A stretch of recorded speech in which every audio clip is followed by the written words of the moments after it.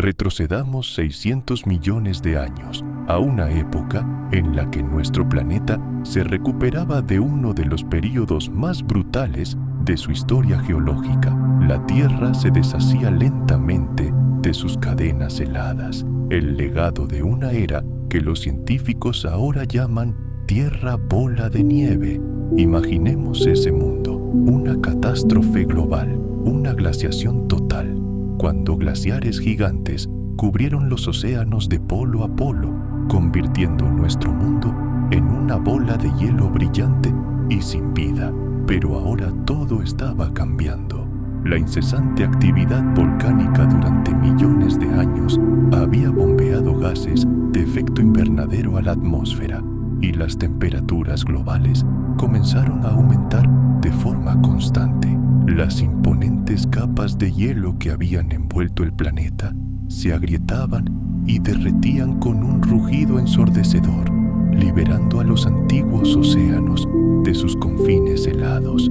Era una época de grandes cambios, el amanecer de una nueva era, cuando el propio planeta parecía contener la respiración a la espera de una verdadera revolución, una revolución de la vida misma. El mundo del período ediacárico nos parecería increíblemente extraño, casi alienígena. La geografía del planeta no se parecía en nada a un mapa moderno. Casi toda la Tierra se concentraba en el hemisferio sur, formando varios continentes enormes.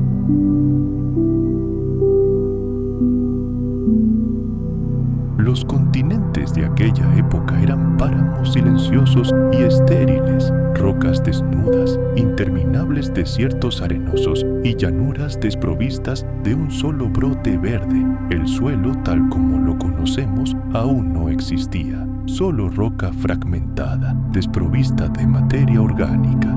Las lluvias azotaban estos paisajes sin vida y poderosos torrentes arrastraban los sedimentos a los ríos, que los arrastraban hasta el océano. La erosión estaba en pleno apogeo, pero sin raíces vegetales que mantuvieran el suelo en su lugar. El proceso era caótico y destructivo. Quizás solo sobrevivían las capas más finas de bacterias y algas en las húmedas rocas costeras, pero nada más complejo. El clima del período ediacárico fue sorprendentemente templado. Tras el fin de la edad de hielo global, la Tierra entró en un período de calentamiento constante. Aparentemente, no existían los casquetes polares y las temperaturas, incluso en latitudes altas, se mantuvieron moderadas. Los océanos eran cálidos, especialmente cerca del Ecuador, donde la temperatura del agua podía alcanzar los 30-35 grados Celsius. Las corrientes oceánicas distribuían uniformemente este calor por todo el planeta, creando un clima estable y predecible. No había cambios estacionales abruptos, ni inviernos gélidos, ni calores sofocantes en verano. Era un mundo tranquilo y sereno, como si el planeta descansara tras la fiebre gélida de un pasado lejano. En este mundo sereno, la vida experimentó con audacia.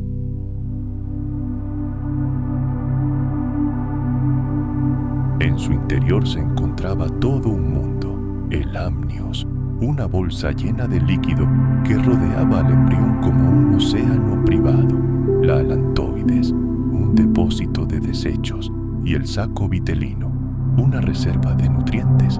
Ahora, las crías podían desarrollarse completamente dentro del huevo y eclosionar como una réplica en miniatura completamente formada del animal adulto. Esto les dio libertad a los amniotas. Ya no estaban atados al agua para reproducirse. Uno de los primeros pioneros fue Hylonomus, un pequeño reptil de 20 centímetros de largo. Sus fósiles se encontraron en un lugar extraordinario, dentro de los tocones petrificados de árboles antiguos en Nueva Escocia. Estas diminutas criaturas probablemente se escondían allí de los depredadores o de los elementos, pero a veces el tronco se convertía en una trampa mortal. Hylonomus tenía un cuerpo esbelto y escamoso y una cola larga. Era un ágil depredador que cazaba insectos en la espesura del bosque. La aparición del óvulo amniótico allanó el camino para que los vertebrados alcanzaran el dominio total sobre la Tierra. Ahora podían habitar regiones áridas inaccesibles para los anfibios. Pronto, los amniotas divergieron en dos grandes linajes. El primero fueron los sinápsidos, el linaje que finalmente daría origen a los mamíferos y a nosotros. El segundo fueron los saurópsidos, de los cuales descenderían todos los reptiles y las aves.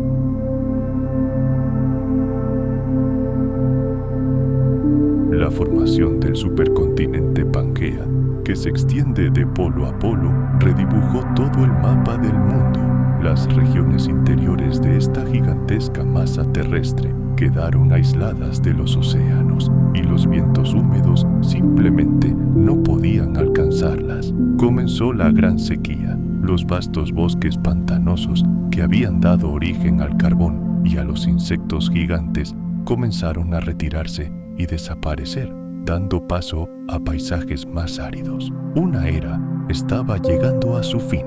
Imagine cómo cambiaba la atmósfera de la antigua Tierra.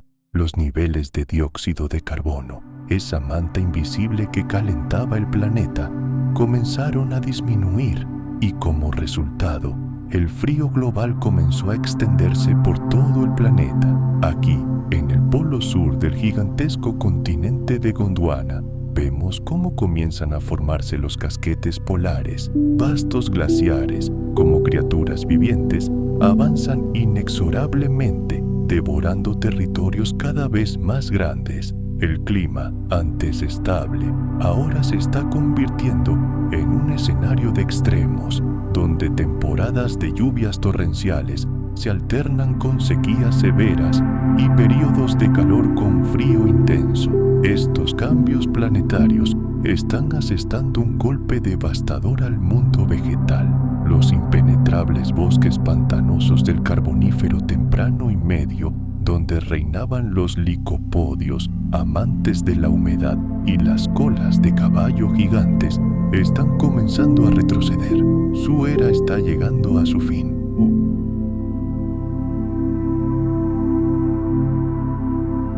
Pero este maravilloso mundo verde, un mundo de insectos gigantes y bosques pantanosos interminables, estaba condenado al fracaso. Los cambios climáticos provocados por la formación de Pangea y la caída de los niveles de dióxido de carbono ya estaban transformando el planeta. En el período pérmico posterior, estos procesos alcanzarían su clímax y conducirían a una de las extinciones masivas más devastadoras de la historia de la Tierra. Pero antes de que esta catástrofe ocurriera, la vida experimentaría su último y deslumbrante florecimiento, dando origen a criaturas maravillosas, muchas de las cuales no dejarían descendencia en el futuro. Así que, hace 299 millones de años, la Tierra entra en un nuevo capítulo de su historia, uno que será escenario tanto del mayor triunfo de la vida terrestre como de la catástrofe más terrible que jamás haya conocido. Comienza el período pérmico, una época de extremos absolutos. Veremos de todo, desde ecosistemas prósperos repletos de diversas plantas y animales hasta la casi destrucción, con la vida en el planeta pendiendo de un hilo. Esta fue la era en la que los sinápsidos, nuestros ancestros lejanos, los ancestros de todos los mamíferos, dominaron la Tierra sin oposición. Fue la era en la que aparecieron los primeros bosques de coníferas auténticos y en la que los trastornos climáticos alcanzaron proporciones sin precedentes. A principios del período pérmico, la formación de Pangea estaba casi completa.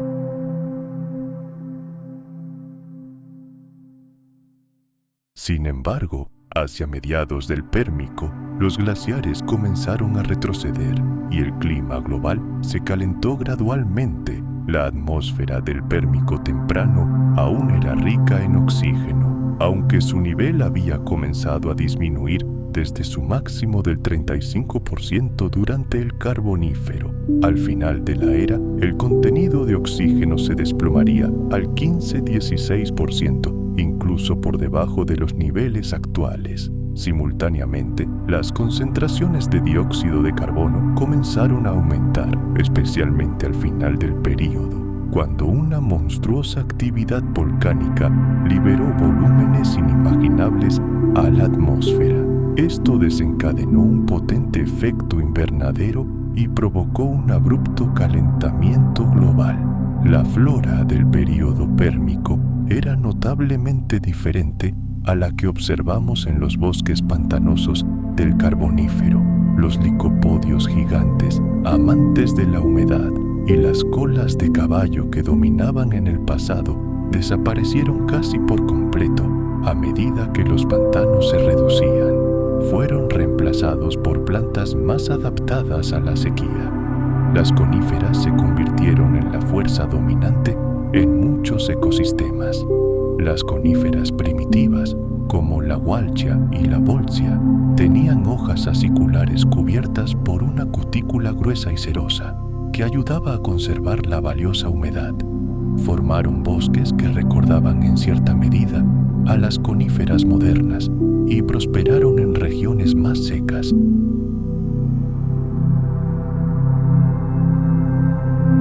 Eran más claros, más abiertos y menos densos que los del Carbonífero. Había más espacio entre los árboles y la luz solar penetraba mucho más en el suelo. Esto creó las condiciones para el desarrollo de un sotobosque mucho más diverso, pero es importante comprender que en muchas regiones de Pangea no había bosques en absoluto. Todo lo que teníamos ante nosotros habría sido desiertos interminables con vegetación escasa y atrofiada, o simplemente roca desnuda. La fauna del Pérmico era asombrosamente diversa. En tierra predominaba un grupo de amniotas llamados sinápsidos, que, por cierto, nos incluye a los mamíferos. Los primeros sinápsidos del Pérmico pertenecían al grupo de los pelicosaurios. Estos animales compartían una característica muy distintiva. Muchos de ellos portaban una enorme vela en el lomo, formada por procesos vertebrales increíblemente largos con piel extendida entre ellos. Uno de los pelicosaurios más famosos y temibles fue el Dimetrodon. Imaginen a este depredador de hasta 4,5 metros de largo, con un cuerpo enorme, una cola larga y una cabeza enorme con poderosas mandíbulas. Pero lo más interesante eran sus dientes. No eran uniformes, como en la mayoría de los reptiles. El Dimetrodon tenía dientes diferenciados, grandes colmillos para perforar la carne y dientes más pequeños para cortar. Esta fue una innovación evolutiva crucial que le permitió atacar a sus presas con mucha mayor eficacia.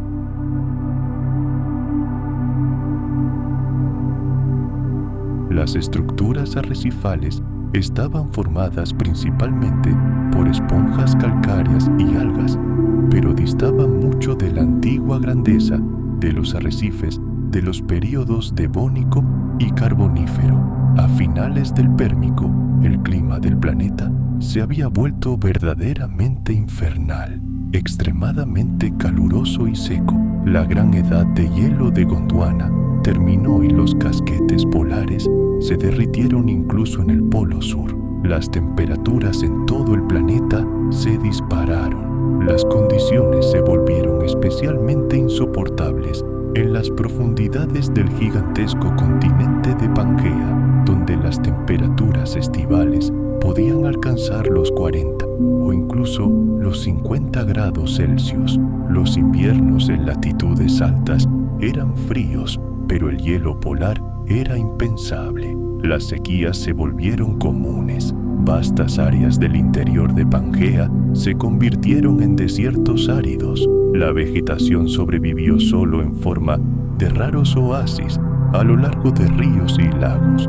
Los animales sufrieron la falta de agua y alimento. El delicado equilibrio de los ecosistemas se vio alterado, y así, con esta frágil vida como telón de fondo, agotada por el calor y la sequía, comenzó un verdadero apocalipsis. Hace aproximadamente 252 millones de años, a finales de los períodos Pérmico y Triásico, el planeta se vio sacudido por la mayor extinción masiva en la historia de la vida en la Tierra.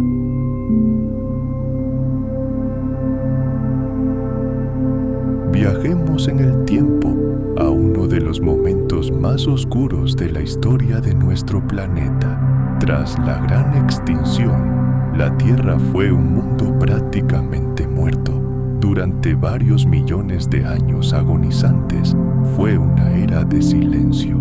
Solo unos pocos grupos de organismos supervivientes, verdaderos campeones de la supervivencia, intentaron recuperar el planeta poco a poco, paso a paso. Pero la diversidad de la vida había sido destruida y su restauración parecía casi imposible. Imaginemos el período pérmico. Comenzó como una era de increíble prosperidad y vida desenfrenada, para terminar en una catástrofe global sin precedentes en nuestro planeta. Los sinápsidos, nuestros lejanos ancestros mamíferos, alcanzaron la cima de su evolución, dando lugar a una asombrosa diversidad de formas, desde feroces depredadores con dientes de sable hasta herbívoros del tamaño de un rinoceronte.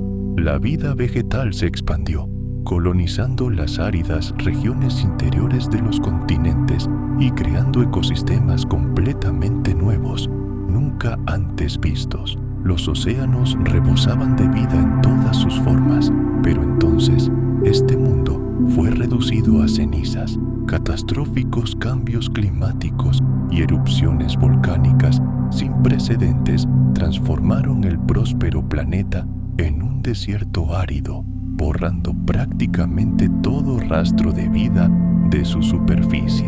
Y sin embargo, la vida ha demostrado su increíble resiliencia.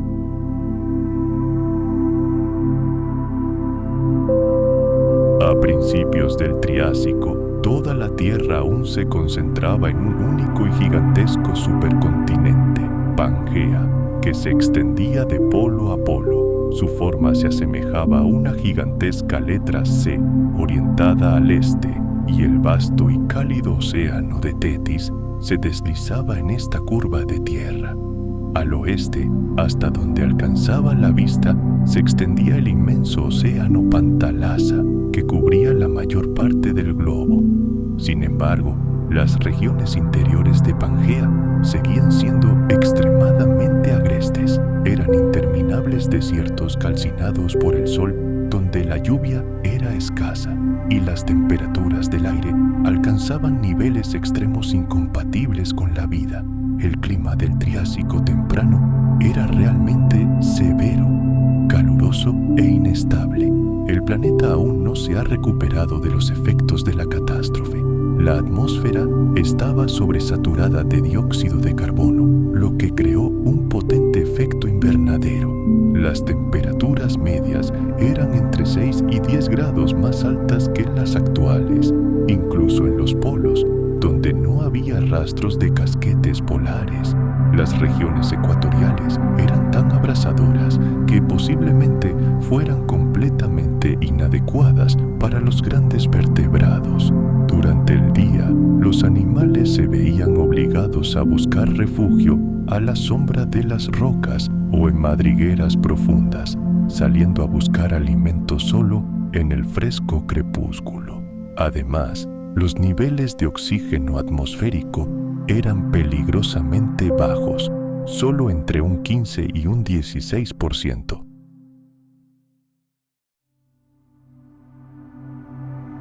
Esto creó enormes dificultades respiratorias, especialmente a gran altitud. Un aire tan enrarecido podría haber limitado gravemente la distribución de animales y plantas en las regiones montañosas. El nivel del mar era relativamente bajo al principio del período, pero fue subiendo gradualmente inundando lentamente las tierras bajas costeras y modificando los contornos del continente. La recuperación de la vida tras la gran mortandad fue un proceso increíblemente lento. Durante los primeros millones de años del Triásico, la biodiversidad se mantuvo en un nivel catastrófico. Las especies supervivientes se reprodujeron muy lentamente y se extendieron por las tierras desoladas, pero los ecosistemas que formaron eran extremadamente simples y frágiles, a punto de colapsar ante la más mínima perturbación. Vastas áreas permanecieron prácticamente sin vida, desiertos interminables, donde solo algunos oasis a lo largo de los ríos albergaban una vegetación escasa y algunos animales que se aferraban a la vida. La flora del Triásico temprano era escasa y monótona. Los bosques que una vez cubrieron el planeta fueron destruidos casi por completo por el incendio cataclísmico, y su recuperación tardó una eternidad. Los primeros en colonizar estos paisajes devastados fueron los organismos más resilientes, líquenes, musgos y helechos, capaces de sobrevivir en los suelos más pobres.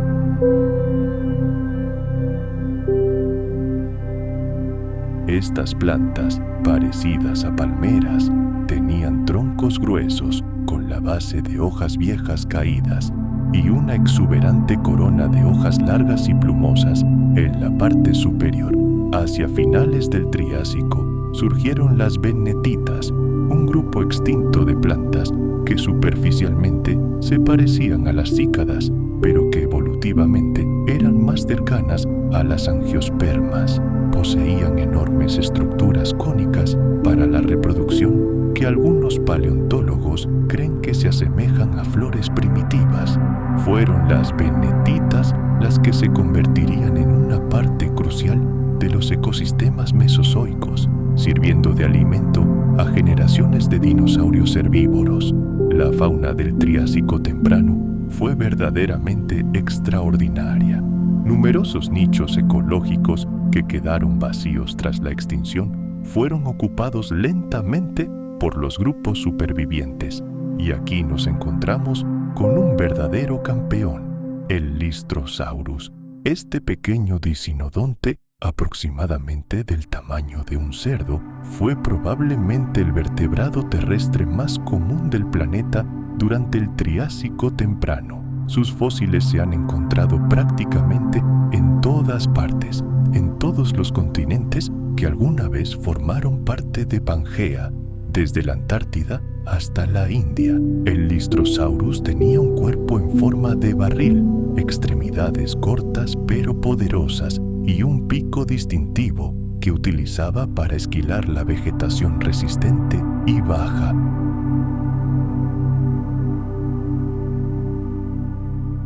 Un sauropodomorfo poseía una versatilidad notable. Podía desplazarse a 4 patas como un tanque o pararse sobre sus patas traseras para alcanzar el follaje suculento de las copas de los árboles. Su largo cuello actuaba como una grúa, llevando ramas inaccesibles a su boca, y sus mandíbulas estaban revestidas de dientes, ideales para desgarrar y triturar materia vegetal resistente. Sin embargo, no vale la pena pensar que los dinosaurios ya eran los únicos dueños del planeta para el Triásico, ni mucho menos. Eran solo uno de los muchos grupos de reptiles y estaba lejos de ser los más dominantes. Durante la mayor parte de esta era, otras criaturas dominaron la Tierra: los crurotarsianos, ancestros de los cocodrilos modernos, que eran mucho más diversos y numerosos. Entonces, ¿qué permitió a los dinosaurios dar el salto y conquistar el mundo? Su secreto residía en su propia estructura corporal.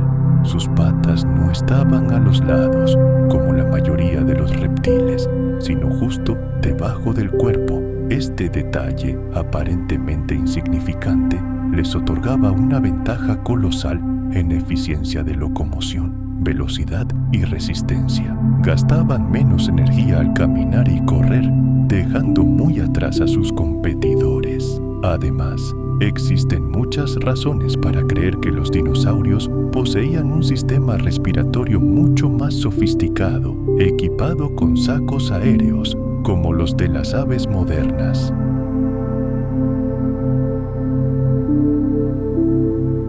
El calentamiento global y la acidificación de los océanos se convirtieron en una sentencia de muerte para la mayoría de los seres vivos. La lluvia ácida envenenó tanto la tierra como el agua. Muchos grupos prósperos simplemente no pudieron soportar cambios tan drásticos. Los crurotarsos, que dominaron la tierra durante el Triásico, fueron casi completamente exterminados. Solo los ancestros de los cocodrilos lograron sobrevivir, encontrando refugio en ríos y pantanos. Los anfibios gigantes también se extinguieron. Los océanos también fueron devastados. Muchos grupos de reptiles marinos desaparecieron y los amonites volvieron a sufrir pérdidas devastadoras. Los arrecifes de coral fueron destruidos, pero para los dinosaurios esta catástrofe fue su momento cumbre. Por alguna razón, sobrevivieron a la extinción con relativa facilidad, y cuando sus principales competidores, los crurotarsos, desaparecieron, se abrió ante ellos un mundo entero, libre de sus antiguos amos. Los dinosaurios tuvieron una oportunidad única de llenar todos los nichos ecológicos vacíos. En el próximo período Jurásico se convertirían en la especie absolutamente dominante en la Tierra, alcanzando un increíble florecimiento en forma y tamaño. El Triásico fue su cuna, pero el Jurásico sería su era de triunfo. Fue a la sombra del mundo Triásico que se desvanecía. Al final de este período que aparecieron los primeros mamíferos.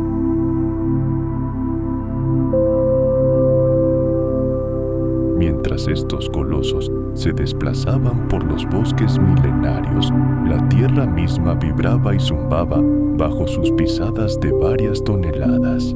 Sin embargo, a pesar de su apariencia aterradora, eran gigantes absolutamente pacíficos, vegetarianos cuyas vidas giraban en torno a la búsqueda incesante de vegetales nutritivos. El mundo de los depredadores no era menos diverso. El Jurásico se convirtió en un campo de batalla para algunos de los asesinos más feroces y efectivos de la historia del planeta. En la cima de esta cadena alimentaria prehistórica, el Allosaurus reinaba supremo, un cazador largo, increíblemente fuerte y rapidísimo. Sus enormes dientes curvados hacia adentro eran la herramienta perfecta para desgarrar la carne de sus presas. Estos depredadores trabajaban juntos en manadas, lo que los convertía en una amenaza mortal para cualquier habitante de estas tierras.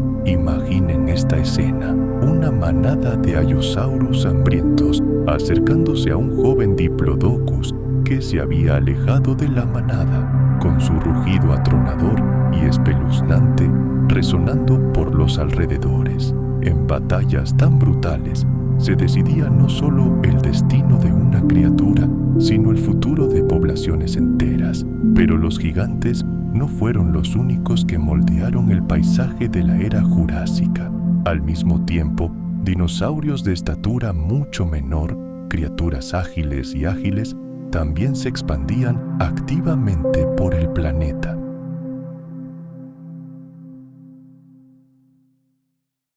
Surcaban el agua a una velocidad increíble, persiguiendo bancos de peces y cefalópodos.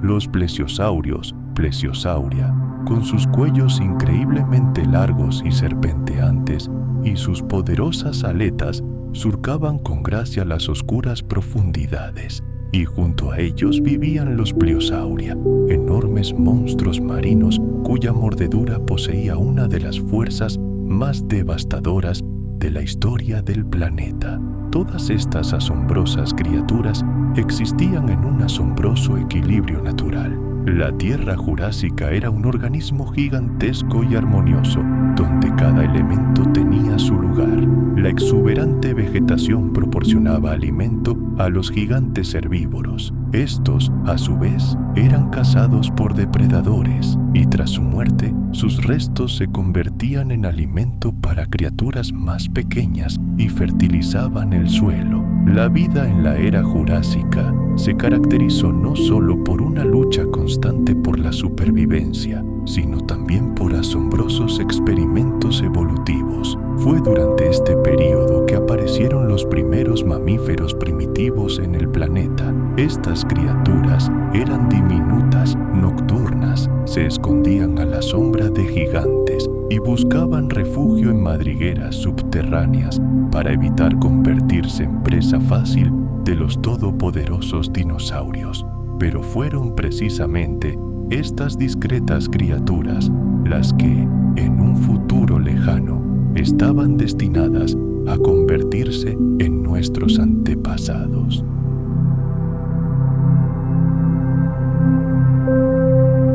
Todo esto se fundía en una única y grandiosa sinfonía de vida prehistórica, fácilmente imaginable con solo cerrar los ojos. Los océanos de aquella época no eran en absoluto inferiores a la Tierra en cuanto a su alboroto y diversidad. Imaginé una tranquila laguna donde el agua es cristalina y a través de sus profundidades se pueden discernir las fugaces sombras de los ictiosaurios. Salían rápidamente a la superficie para tomar aire. Innumerables salpicaduras volaban en todas direcciones y en ese mismo momento volvían a precipitarse a las profundidades en busca de presas. Los plesiosaurios se deslizaban por las orillas, con sus largos y flexibles cuellos retorciéndose mientras se acercaban sigilosamente a los bancos de peces. Estas criaturas parecían encarnaciones vivientes de antiguas leyendas de serpientes marinas, y en mar abierto los pliosaurios reinaban supremos, los verdaderos monstruos marinos del período Jurásico. Sus gigantescas mandíbulas, con dientes afilados como dagas, podían partir fácilmente el hueso de un solo golpe. Un encuentro con una criatura así significaba una muerte segura para cualquiera lo suficientemente incauto como para cruzarse en su camino. Y sin embargo, incluso estos superdepredadores eran solo un eslabón en la gran cadena de la vida. No destruyeron el mundo que los rodeaba, sino que mantuvieron su frágil equilibrio. La clave de este increíble florecimiento de la vida fue el clima jurásico.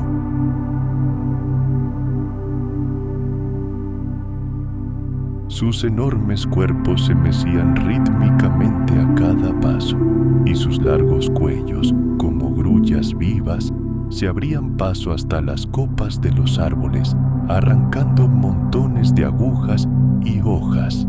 Al observarlos, se hizo evidente por qué estas criaturas se convirtieron en el sello distintivo del período Jurásico. Eran tan enormes que su mera presencia transformaba el paisaje circundante, donde una manada de brachiosaurios se abría paso a través del bosque.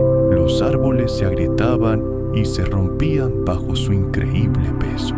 El suelo se convertía en un sendero pisoteado y nubes de polvo se elevaban en el aire. Pero estos gigantes también desempeñaron un papel creativo vital. Transportaban semillas de plantas a grandes distancias y mantenían el delicado equilibrio del ecosistema. Sin ellos, los bosques jurásicos habrían tenido un aspecto completamente diferente. Las llanuras abiertas y las tierras bajas pantanosas eran igual de vibrantes de vida.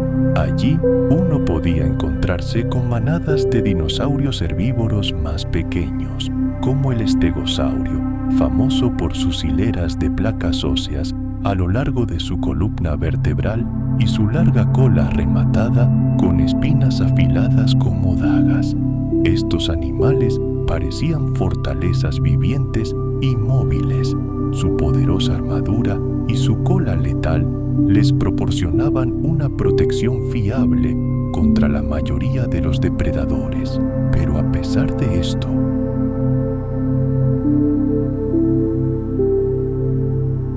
a pesar de su imponente e incluso intimidante apariencia, estas criaturas pasaban la mayor parte de su vida buscando alimento pacíficamente, merodeando metódicamente entre matorrales de helechos y vegetación baja. Pero imaginen lo que sucede cuando esta paz se rompe. En tiempos de peligro, los Stegosaurus se convertían en armas vivientes, se volvían hacia el enemigo con su parte más formidable, su cola coronada de púas mortales, y comenzaban a agitarla con tal furia y fuerza que incluso los depredadores más desesperados y sanguinarios preferían retirarse y buscar presas más sencillas. En aquella época, los depredadores dominaban el planeta tanto como los gigantes herbívoros. A la sombra de los bosques prehistóricos y a lo largo de llanuras interminables,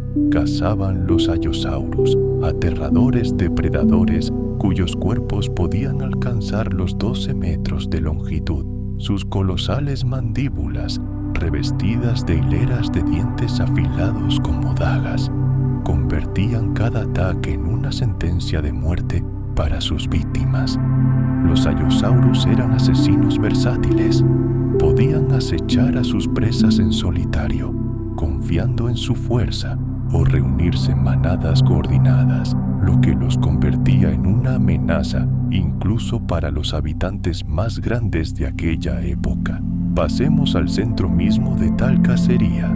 Aquí, una manada de varios Allosaurus rodea a un colosal Diplodocus. Comprenden que no pueden derrotar a semejante gigante con un solo golpe rápido. Su táctica es una guerra de desgaste.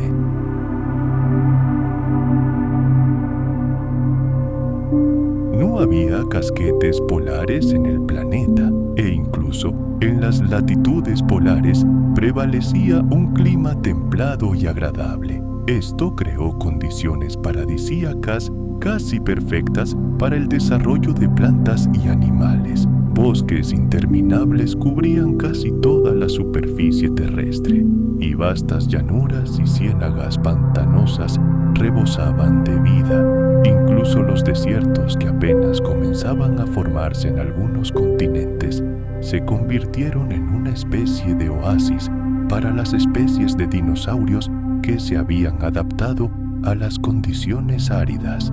Hacia el final del Jurásico, nuestro planeta se preparaba de nuevo para el cambio global.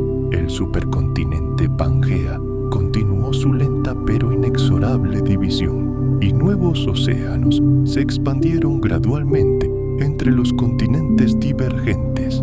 Estos poderosos procesos tectónicos lo cambiaron todo: el clima, la distribución de los ecosistemas y las rutas migratorias habituales de los animales antiguos. El mundo del Jurásico era increíblemente dinámico, en constante cambio, pero al mismo tiempo parecía inquebrantable y eterno. Los dinosaurios reinaban en la tierra, los pterosaurios en los cielos y los reptiles marinos en los océanos, y parecía que nada podría jamás quebrantar su dominio. Pero en el horizonte ya se avecinaba un nuevo acto en el gran drama evolutivo.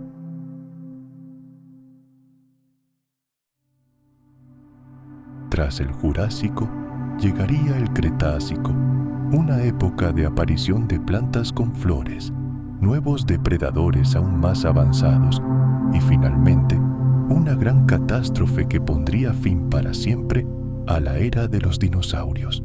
Pero por ahora, el mundo jurásico estaba en la cima de su grandeza, una era dorada de gigantes que permanecerán para siempre en la memoria humana como algunas de las criaturas más asombrosas que jamás hayan caminado sobre nuestro planeta. El período Cretácico, que comenzó hace aproximadamente 145 millones de años, fue el último y más dramático episodio de la era mesozoica. Duró casi 80 millones de años, un lapso inimaginable. Fue entonces cuando la Tierra comenzó a tomar forma como la conocemos hoy. Los continentes continuaron separándose lentamente, el clima experimentó cambios significativos y la vida en el planeta alcanzó una diversidad sin precedentes. Este mundo fue el hogar de dinosaurios gigantes, un caldo de cultivo para nuevas formas vegetales y la cuna de los primeros mamíferos primitivos, aún ocultos a la sombra de los gigantes, pero ya preparándose para ocupar su lugar bajo el sol. A principios del Cretácico, la masa continental de nuestro planeta parecía un rompecabezas gigantesco, compuesto por placas continentales que se desplazaban lentamente. Pangea finalmente se había fragmentado en dos enormes supercontinentes, la Eurasia al norte y Gondwana al sur.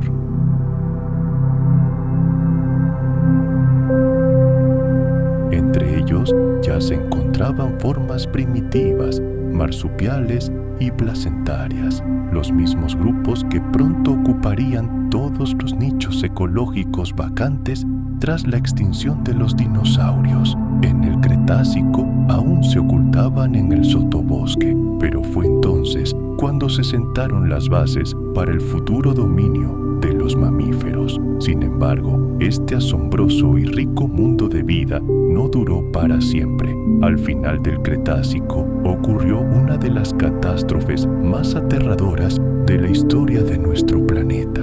Hace unos 66 millones de años, un gigantesco asteroide de aproximadamente 10 kilómetros de diámetro se estrelló contra la Tierra. Se estrelló en lo que hoy es la península de Yucatán, en México, dejando tras de sí el gigantesco cráter Chicxulub.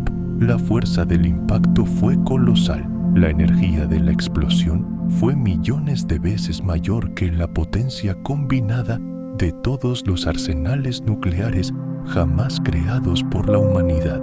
Las consecuencias fueron apocalípticas: tormentas de fuego, tsunamis gigantescos y lluvia ácida azotaron instantáneamente el planeta. Enormes masas de polvo y hollín se elevaron a la atmósfera, bloqueando el sol durante meses, quizás incluso años. El clima cambió drásticamente. Las temperaturas se desplomaron, las plantas comenzaron a morir sin luz solar y, tras ellas, los herbívoros, primero y luego los depredadores, comenzaron a desaparecer.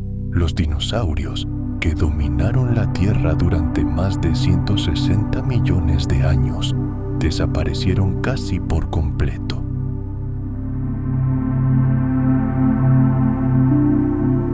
Solo sobrevivieron unos pocos grupos de aves, sus descendientes directos, reptiles marinos, pterosaurios y amonites se extinguieron, pero mamíferos, aves, insectos y plantas con flores lograron sobrevivir a esta catástrofe y marcaron el comienzo de una nueva era, el Cenozoico, una era en la que los mamíferos, y no los dinosaurios, se convirtieron en los legítimos dueños de la Tierra. El período Cretácico marcó un final dramático y trágico para el reinado de los dinosaurios. Presentó al mundo formas de vida sin precedentes, cambió para siempre los ecosistemas con la aparición de las plantas con flores y sentó las bases para todo el desarrollo futuro de la vida en la Tierra. Fue una era de gigantes, una era de increíble belleza y terror primigenio, una era que terminó en una tragedia global que, sin embargo, dio paso a nuevos amos. Así terminó la era mesozoica y comenzó una nueva historia, una historia que finalmente condujo al surgimiento del hombre. Los eventos que se desarrollaron durante millones de años crearon un mundo que nunca se repetirá en la historia de nuestro planeta. Viajemos a estos antiguos y silenciosos océanos. Aquí, en esta cuna de la vida, las criaturas del Ediacárico no estaban solas. Toda la columna de agua estaba impregnada de miríadas de algas microscópicas que se tejían en densas y ondulantes nubes, dando al océano un tono verde turbio, y el fondo marino estaba alfombrado con una sólida y viva alfombra de esteras bacterianas.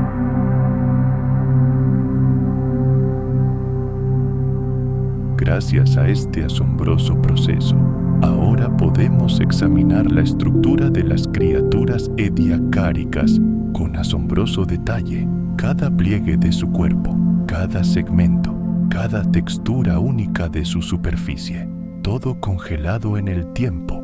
Una de las preguntas más intrigantes que plantea la biota ediacárica es su lugar en el árbol de la vida. ¿Quiénes eran estas criaturas? ¿Nuestros ancestros lejanos o representaban un linaje evolutivo completamente separado y sin salida que finalmente desapareció sin dejar rastro? Aún no hay consenso en el mundo científico. Algunos investigadores creen que organismos ediacáricos individuales, como una criatura llamada Kimberella, podrían haber estado entre los primeros moluscos. Kimberella poseía un cuerpo ovalado con un pie ancho y musculoso que aparentemente usaba para arrastrarse lentamente por el fondo, y también poseía algo parecido a una concha primitiva. Si esta hipótesis es correcta, Kimberella representa un eslabón crucial en la evolución de los animales que posteriormente adquirieron partes corporales duras. Otros paleontólogos son mucho más escépticos. Señalan que la mayoría de las criaturas ediacáricas poseen una anatomía tan extraña que no pueden relacionarse con ningún grupo animal actual.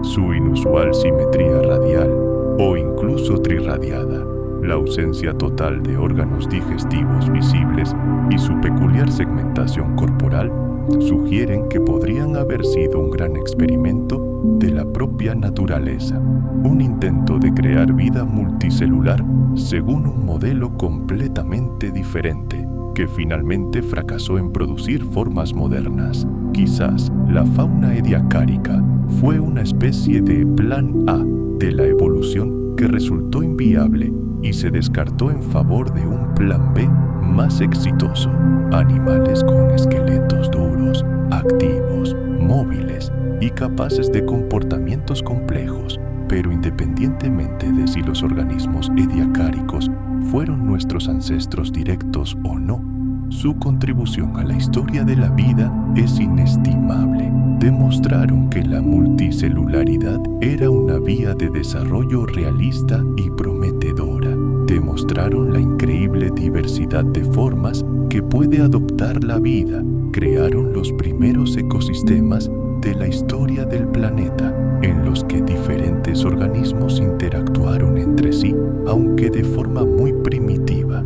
Y, lo más importante, sentaron las bases para el evento más monumental y dramático de la historia de la vida en la Tierra, conocido como la explosión cámbrica. Hacia el final del período ediacárico, hace aproximadamente 541 millones de años, el mundo comenzó a cambiar rápidamente de nuevo. Los niveles de oxígeno en los océanos continuaron aumentando de forma constante, acercándose a los niveles actuales.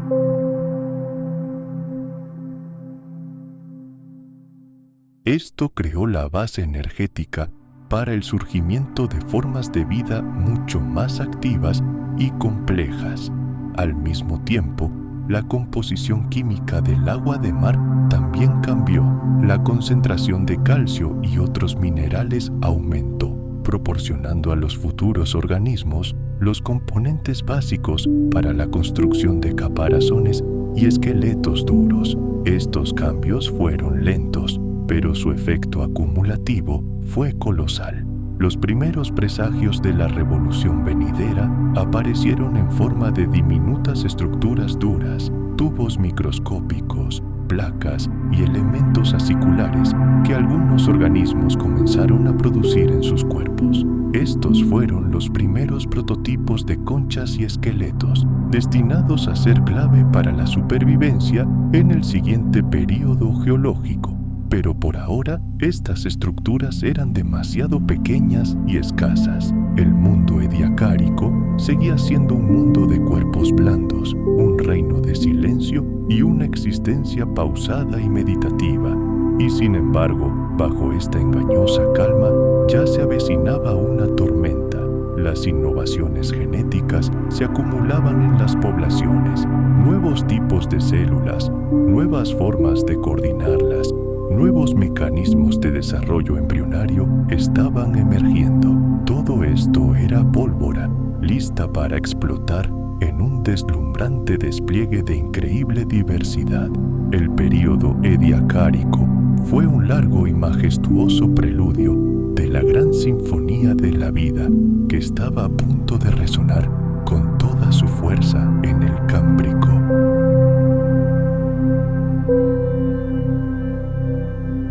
Intentó cientos de caminos diferentes, creó miles de diseños extraños y la gran mayoría de ellos finalmente resultaron ser callejones sin salida. Pero ¿por qué se produjo esta explosión de diversidad en el Cámbrico?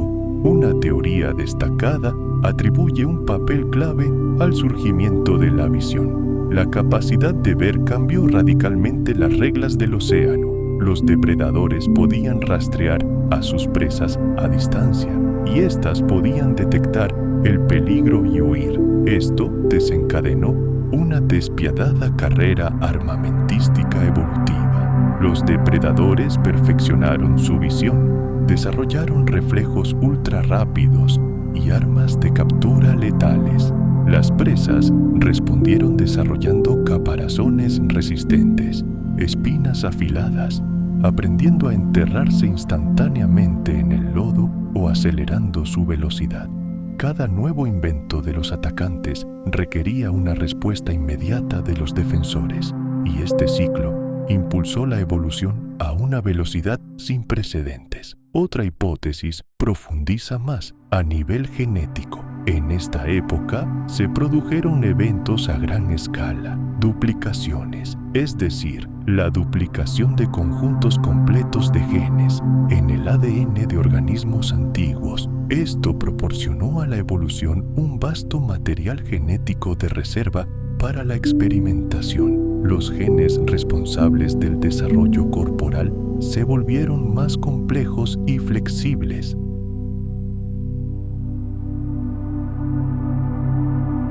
El cielo podría no tener el mismo tono azul intenso que hoy debido a la diferente composición de los gases, pero el sol brillaba con la misma intensidad, proporcionando energía a miles de millones de organismos fotosintéticos, la base de toda la vida en el océano. Y en tierra reinaba un silencio prístino y sepulcral. Los continentes eran desiertos sin vida de roca desnuda y arena, sin un solo brote verde, pero en la frontera entre la tierra y el mar, en la zona intermareal, la vida ya daba sus primeros pasos. Allí, las primeras capas de algas y cianobacterias comenzaban a afianzarse.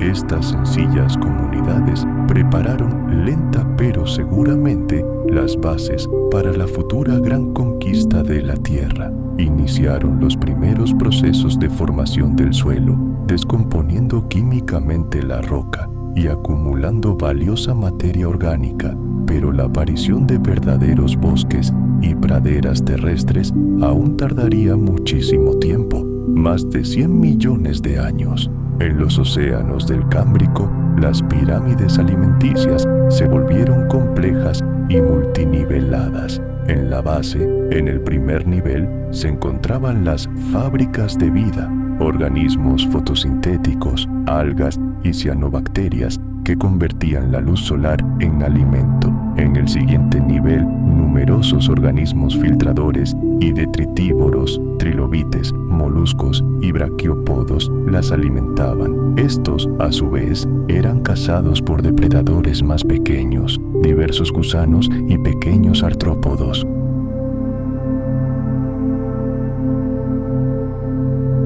Muchas de las extrañas criaturas que una vez dominaron estas aguas han desaparecido sin dejar rastro, como si nunca hubieran existido.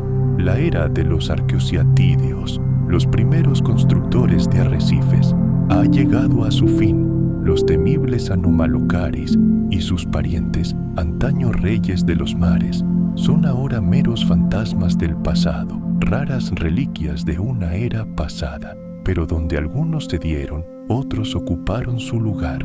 Los trilobites, esos caballeros acorazados del antiguo lecho marino, no solo sobrevivieron, sino que prosperaron, dominando nuevos nichos.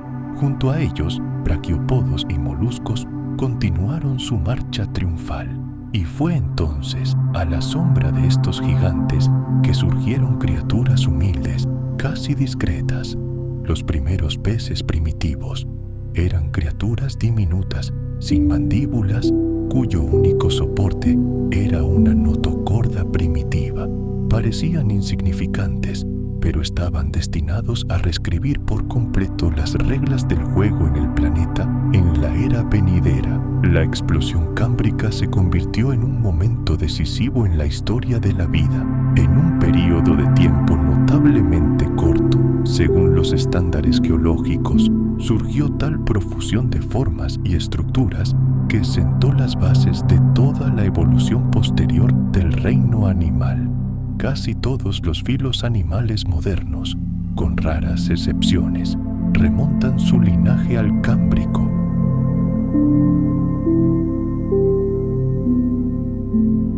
Por supuesto, los corales del Ordovícico eran muy diferentes de los modernos. Pertenecían a los grupos Tabulata y Rugosa, que estaban destinados a desaparecer por completo al final del Paleozoico.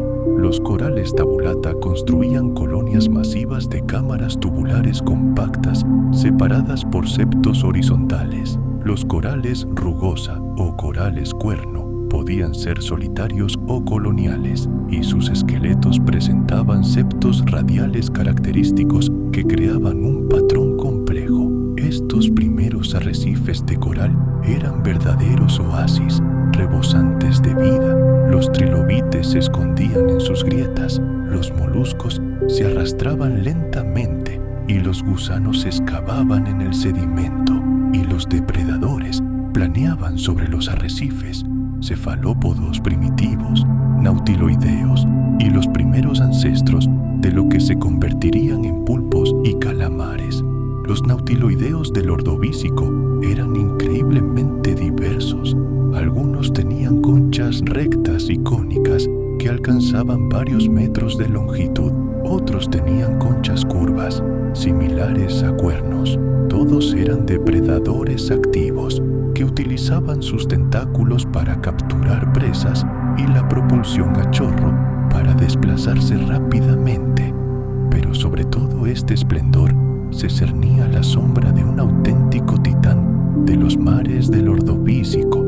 Su nombre era Cameroceras, un gigantesco nautiloide de concha recta que podía alcanzar los 9 metros de longitud. Su concha era un cono recto, dividido internamente en numerosas cámaras.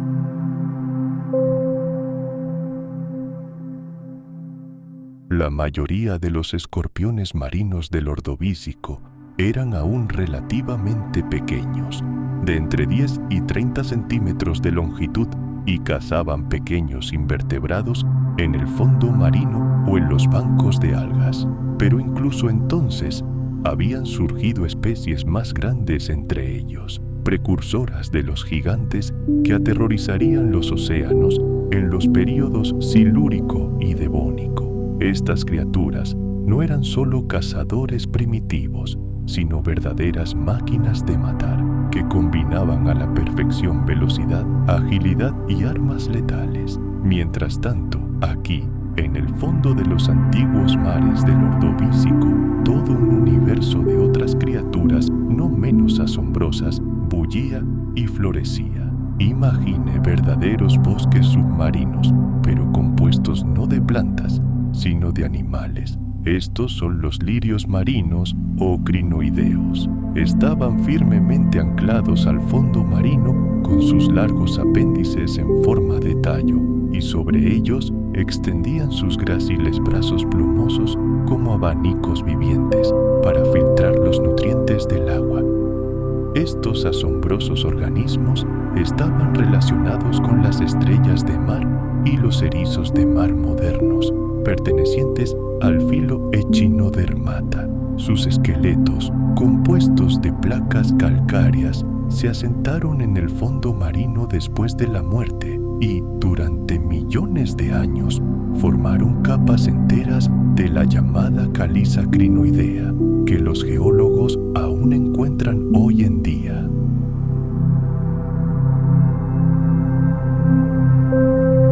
Fue durante el período ordovícico que estas criaturas experimentaron su edad de oro.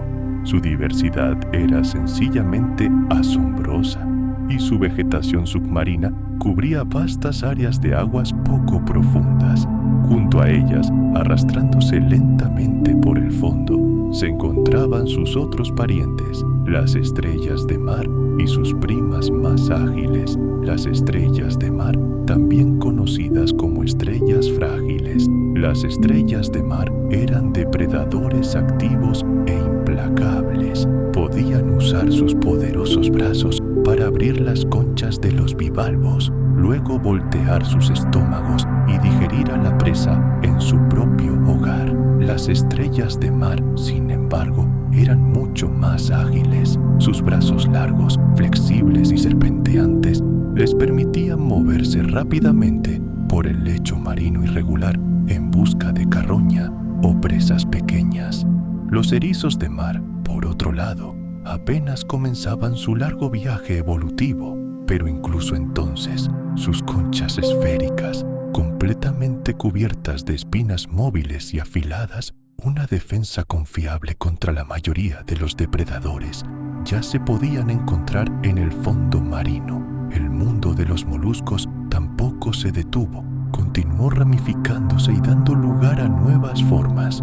Los bivalvos, los ancestros lejanos de las ostras, mejillones y vieiras modernas, se enterraban en arena blanda o se adherían firmemente a rocas y otras superficies duras.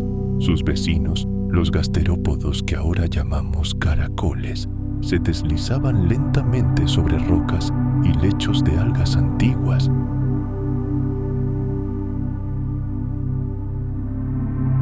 Con su órgano único, una lengua similar a un rallador, que los científicos llaman rádula, raspaban la capa nutritiva. Algunos de ellos eventualmente evolucionaron en depredadores, desarrollando la aterradora capacidad de perforar las conchas de otros moluscos y literalmente beberlos desde adentro. Pero quizás el evento más monumental y revolucionario que se desarrolló en los mares del Ordovícico fue la aparición y el florecimiento de los vertebrados. Retrocedamos aún más por un momento al período cámbrico. En aquel entonces, los vertebrados eran diminutos, discretos y extremadamente raros, carentes de mandíbulas, más parecidos a las larvas de los peces modernos que a los animales completamente desarrollados. No desempeñaban un papel significativo, pero en el Ordovícico las reglas del juego comenzaron a cambiar. Los primeros peces verdaderos aparecieron en escena, aunque su apariencia era bastante diferente a la que estamos acostumbrados. Estos pioneros pertenecían al grupo de los agnatos. Como su nombre indica, carecían de mandíbulas, solo una boca redonda, a menudo salpicada de diminutos dientes córneos. No podían morder, pero podían agarrarse a algo y raspar el alimento, o simplemente filtrar el agua, tragando la suspensión de nutrientes. Sus cuerpos no estaban recubiertos por las escamas a las que estamos acostumbrados, sino por una auténtica armadura de pesadas placas óseas, especialmente gruesas en la parte frontal.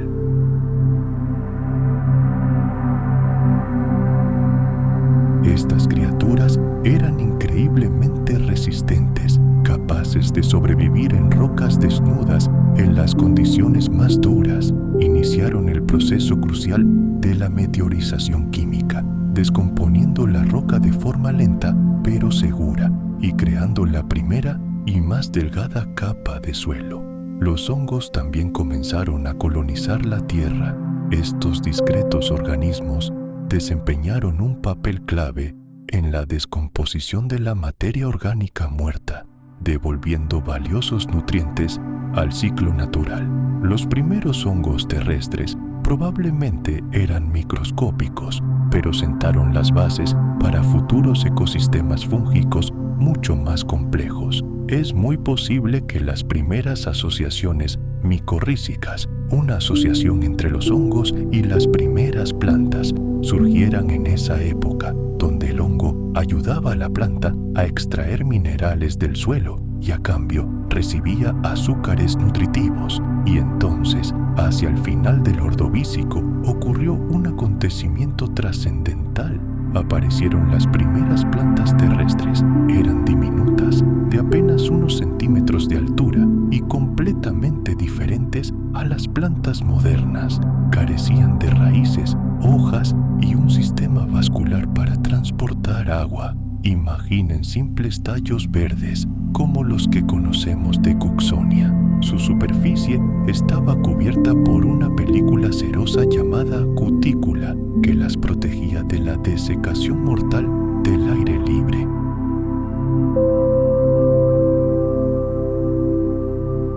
Crecían en las orillas húmedas de ríos y lagos, adhiriéndose al suelo mediante excrescencias especializadas llamadas rizoides. Se reproducían mediante esporas transportadas por el viento y el agua. Sí, estas primeras plantas no destacaban, no formaron bosques, ni siquiera matorrales densos, pero fueron verdaderas pioneras, las primeras criaturas vivientes capaces de establecerse en la tierra y vivir lejos del contacto constante con el agua. Su aparición marcó el inicio de la gran colonización de los continentes, un proceso que duraría cientos de millones de años y cambiaría para siempre la faz de nuestro planeta.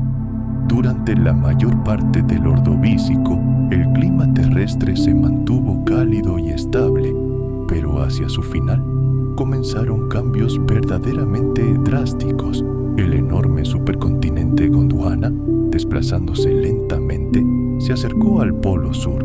En cuanto esta gigantesca masa terrestre alcanzó latitudes polares, comenzó una gran glaciación. El hielo empezó a acumularse en los límites meridionales de Gondwana, formando gigantescos casquetes polares de kilómetros de espesor. A medida que los glaciares crecían, el nivel del mar comenzó a descender inexorablemente.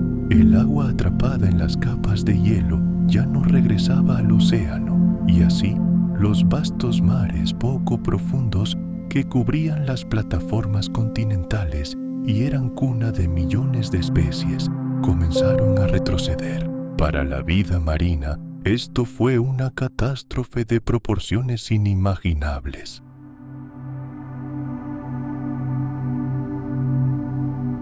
El agua de deshielo se precipitó hacia los océanos y el nivel del mar volvió a subir, inundando las llanuras costeras y creando interminables mares poco profundos. El clima se descongeló gradualmente, volviendo a condiciones más familiares y estables. La vida, que sobrevivió milagrosamente al crisol de la extinción masiva, recibió una segunda oportunidad. Así comenzó el período silúrico, una época de gran renacimiento, una época en la que las especies supervivientes comenzaron a reclamar los espacios desolados y a emprender nuevos experimentos evolutivos, a veces audaces. Pero el acontecimiento principal de esta era fue algo completamente nuevo. Comenzó la gran conquista de la Tierra, un proceso que cambiaría para siempre la faz de nuestro planeta. Durante el Silúrico, el mapa del mundo lucía completamente diferente. Los continentes aún se agrupaban en el hemisferio sur, pero las placas tectónicas ya estaban en movimiento y algunos bloques continentales se desplazaban lentamente hacia el norte, en dirección al Ecuador. Gondwana seguía siendo un supercontinente colosal que unía las tierras de lo que se convertiría en Sudamérica, África, la Antártida, Australia e India. Al norte se extendían los continentes más pequeños de Laurentia, Báltica y Siberia, así como una dispersión de pequeñas islas y microcontinentes. El antiguo océano Jápeto, que separaba Laurentia y Báltica, se reducía inexorablemente.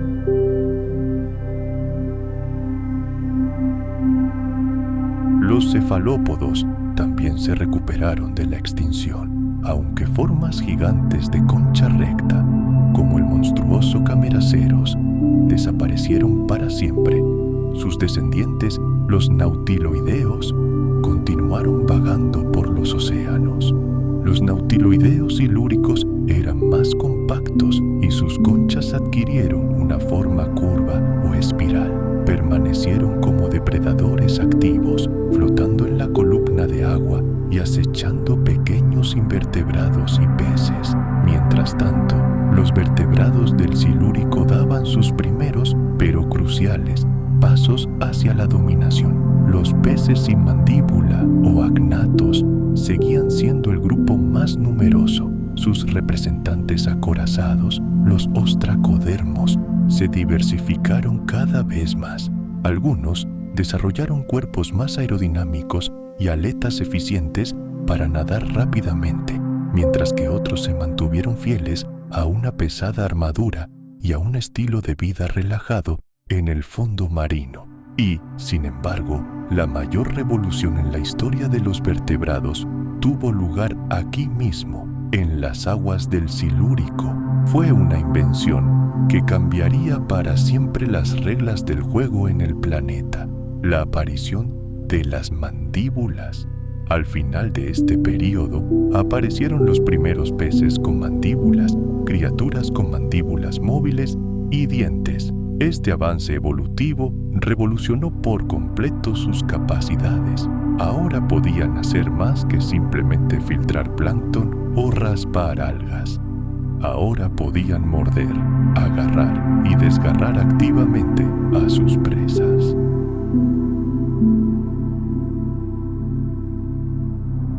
Esta fue la transición de la búsqueda pasiva de alimento a la caza activa y letal, abriendo el acceso a fuentes de alimento completamente nuevas. Los primeros depredadores de este tipo fueron los acantodios, acantodi, o tiburones espinosos. Estos eran peces pequeños, típicamente de 10 a 30 centímetros de largo, con cuerpos aerodinámicos cubiertos de pequeñas escamas. Recibían su nombre de las afiladas espinas ubicadas delante de cada aleta. Los acantodios eran nadadores ágiles que cazaban pequeños invertebrados y posiblemente huevos de otros peces. Tenían ojos grandes y mandíbulas repletas de dientes pequeños pero afilados. Los primeros placodermos, placodermi o peces acorazados, también surgieron en el Silúrico. Estas criaturas eran verdaderos tanques submarinos. Sus cabezas y partes frontales estaban cubiertas por una enorme armadura ósea, mientras que sus colas conservaban flexibilidad para maniobrar.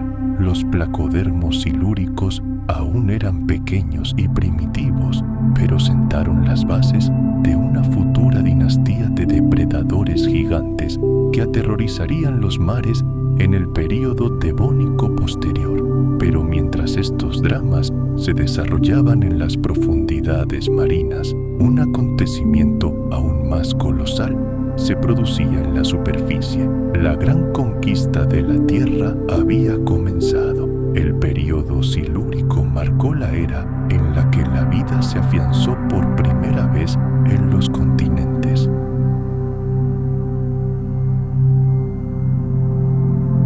En el fondo, en el espeso sedimento, pululaban todo tipo de gusanos, y algunos incluso habían aprendido a construir tubos resistentes uniendo granos de arena y partículas minerales con sus secreciones. Los moluscos continuaron su diversificación evolutiva. Los bivalvos colonizaron nuevos rincones del océano, desde lagunas poco profundas e iluminadas por el sol hasta las oscuras profundidades del talud continental. Los gasterópodos o caracoles demostraron una auténtica explosión de diversidad de conchas y hábitos alimentarios. Algunos raspaban pacíficamente las algas de las rocas, mientras que otros evolucionaron hasta convertirse en depredadores y carroñeros activos. Los equinodermos, estrellas de mar, ofiuras y erizos de mar también continuaron su carrera evolutiva. Las estrellas de mar eran formidables depredadores, capaces de usar su fuerza muscular para separar las conchas de los moluscos y succionar su contenido, volteando sus estómagos al revés.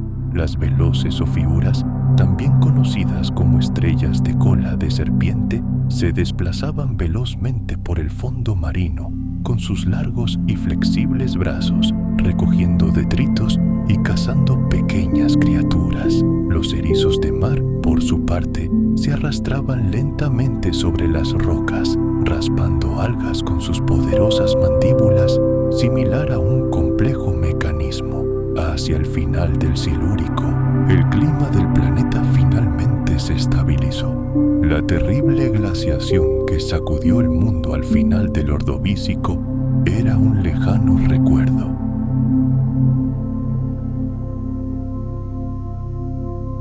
Hace 419 millones de años comenzó uno de los actos más dramáticos de la obra conocida como la vida en la Tierra. El período devónico trajo consigo transformaciones increíbles que alteraron tanto los océanos como la tierra.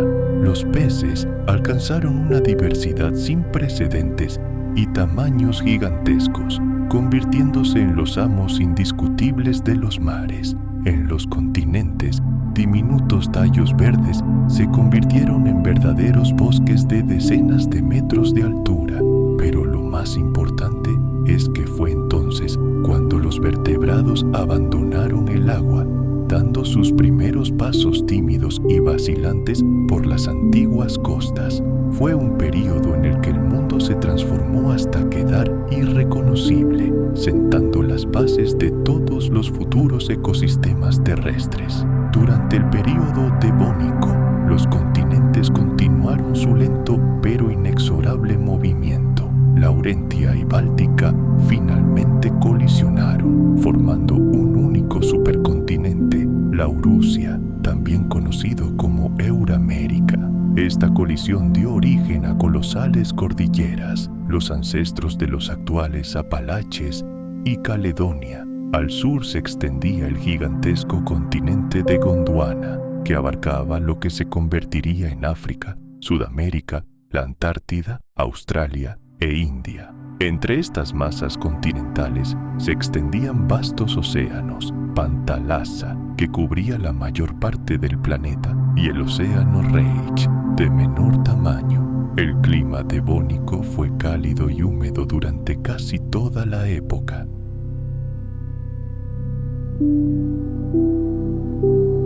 Sin duda, pasaban la mayor parte del tiempo en su entorno natural, arrastrándose a la orilla solo ocasionalmente.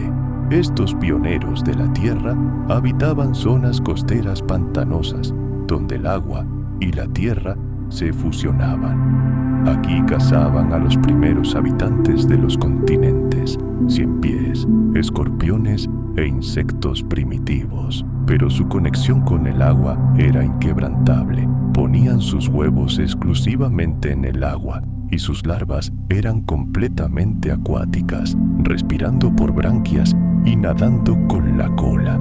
Solo cuando maduraron pudieron poner un pie en tierra firme. Esta gran aparición de vertebrados en la Tierra solo fue posible gracias a otra revolución no menos monumental que se desarrolló en los continentes. Durante el período devónico, el mundo vegetal experimentó una verdadera explosión evolutiva. De formas bajas y humildes, se transformaron en árboles gigantescos. Archaeopteris, una de las primeras plantas arbóreas, alcanzaba los 30 metros de altura. Su imponente tronco estaba cubierto de corteza, y de sus ramas colgaban frondas similares a las de los helechos.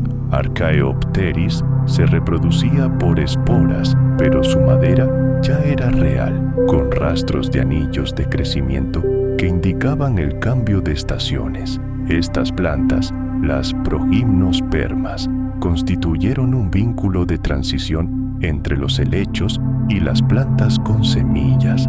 A finales del Devónico aparecieron las primeras plantas con semillas.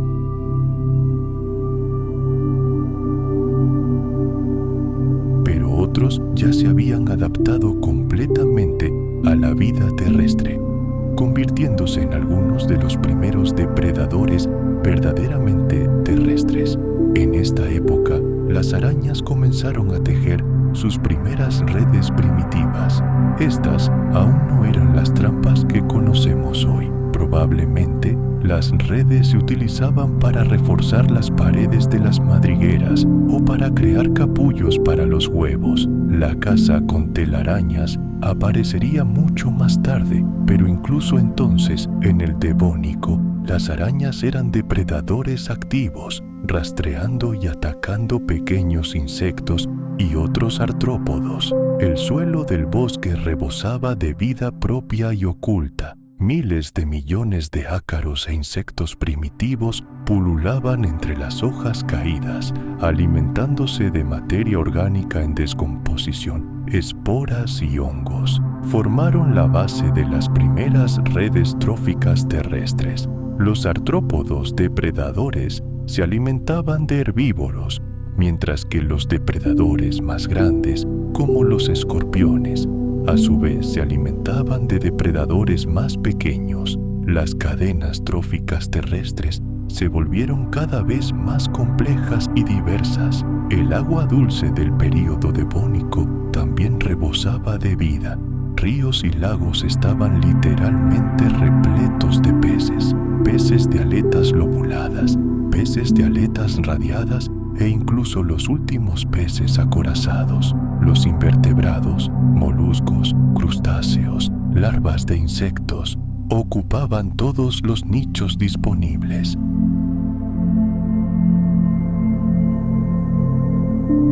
Los tetrápodos que surgieron al final del Devónico darían origen a todos los vertebrados terrestres del futuro, anfibios, reptiles, mamíferos y finalmente aves. Y los bosques que cubrían los continentes continuarían creciendo y evolucionando, creando ecosistemas cada vez más complejos y maravillosos.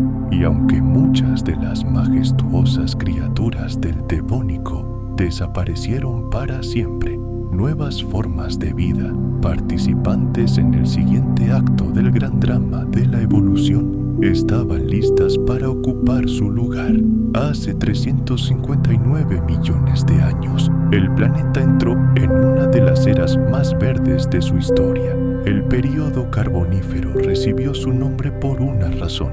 Fue durante este período que se formaron gigantescos depósitos de carbón, que la humanidad solo comenzaría a explotar activamente cientos de millones de años después. Esta fue una época en la que los continentes estaban cubiertos de bosques sin precedentes, en la que insectos del tamaño de las gaviotas modernas surcaban el aire y en la que los primeros vertebrados vagaban por la tierra tras haber cortado por completo su conexión con el agua. Los científicos dividen el carbonífero en dos partes: el misisipiano temprano, que duró de 359 a 323 millones de años, y el pensilvánico tardío, que duró de 323 a 299 millones de años. Cada uno de estos períodos fue único a su manera. Durante el Carbonífero, los continentes continuaron su lento acercamiento, preparándose para fusionarse en un nuevo supercontinente.